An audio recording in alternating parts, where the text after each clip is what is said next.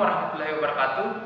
Perkenalkan, nama saya JB dari kelompok 3. Ingin memaparkan sedikit dari hasil diskusi kami, materi yang berjudul Susunan dan Kekuasaan Badan Peradilan di Indonesia. Nah, dalam sistem peradilan di Indonesia merupakan pilar penting dalam menegakkan keadilan dan supremasi hukum. Badan peradilan di Indonesia terdiri dari berbagai tingkat dan yurisdiksi yang dirancang untuk menangani berbagai jenis kasus. Struktur ini mencerminkan komplikasi dan keragaman sistem hukum di Indonesia yang menggabungkan elemen-elemen hukum adat, hukum Islam, dan hukum modern. Nah, Mahkamah Agung sistem puncak peradilan. Yang pertama itu struktur organisasi. Mahkamah Agung dipimpin oleh seorang ketua MA dan dibantu oleh beberapa wakil ketua MA. Terdapat hakim-hakim agung yang terdiri dari dalam kamar-kamar peradilan khusus.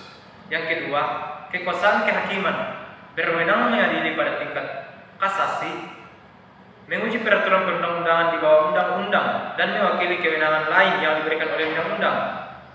Yang ketiga itu fungsi pengawasan, melakukan pengawasan tertinggi terhadap jalannya peradilan di semua lingkungan peradilan yang berada di bawahnya. Yang keempat, pembinaan, memberikan pembinaan teknis, yudisial, organisasi, administrasi, dan finansial terhadap badan peradilan di bawahnya.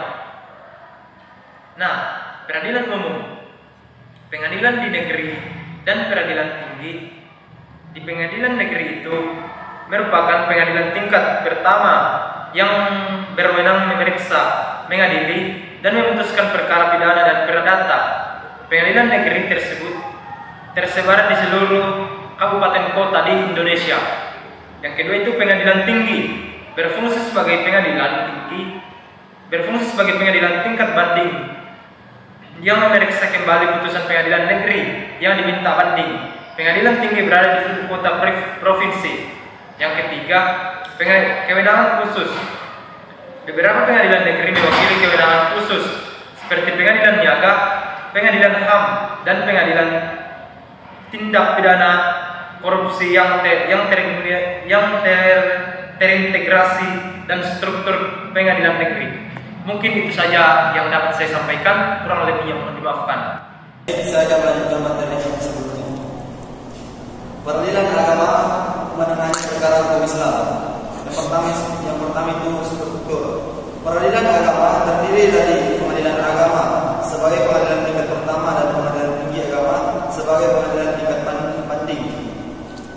Keduanya berada di bawah naungan Mahkamah Agung. Yang kedua itu yurisdiksi, berwenang memeriksa, mengadili, memutus, dan menyelesaikan perkara-perkara antara orang-orang yang beragama Islam di bidang perkawinan, waris, wasiat, hibah, wakaf, zakat, infak, sedekah, dan ekonomi syariah. Nah, yang ketiga itu perkembangan. Peradilan agama telah mengalami perkembangan signifikan, termasuk perluasan kewenangan dalam menangani sengketa ekonomi syariah seiring dengan pertumbuhan industri keuangan syariah di Indonesia. Peradilan militer atau yurisdiksi khusus anggota TNI. Yang pertama, pengadilan militer. Pengadilan militer merupakan pengadilan tingkat pertama yang berwenang memeriksa dan memutus perkara pidana yang dilakukan oleh prajurit TNI dengan pangkat kapten ke bawah. Yang kedua, pengadilan militer tinggi, berfungsi sebagai pengadilan tingkat banding dan pengadilan tingkat pertama untuk terdakwa berpangkat mayor ke atas. Yang ketiga, pengadilan militer utama. Pengadilan militer utama merupakan pengadilan tingkat banding untuk perkara yang diputus pengadilan militer tinggi pada tingkat pertama.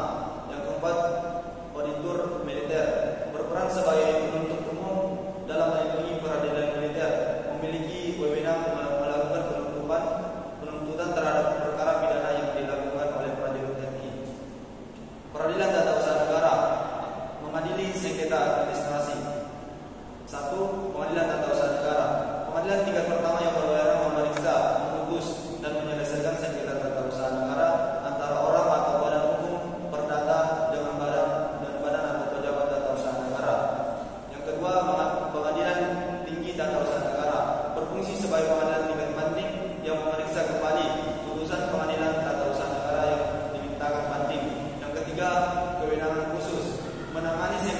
sengketa yang timbul dalam bidang data usaha negara antara orang atau badan hukum perdata dengan badan atau pejabat data usaha negara, baik di pusat maupun di daerah, sebagai akibat dikeluarkannya keputusan data usaha negara.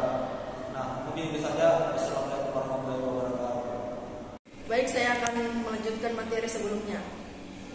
Mahkamah Konstitusi atau penjaga konstitusi.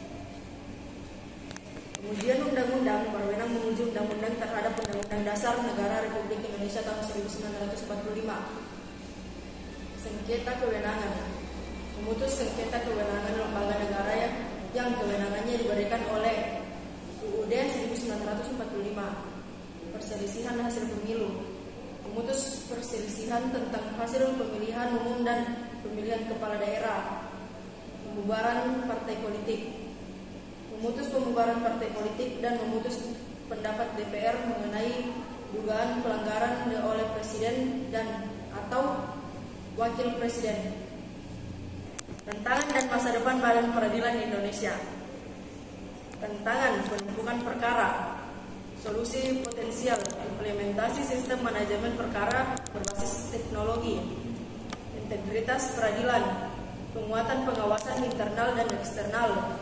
Akses keadilan, pengembangan layanan umum pro bono dan bantuan hukum, kompleksitas hukum, peningkatan spesialisasi hakim dan staf pengadilan.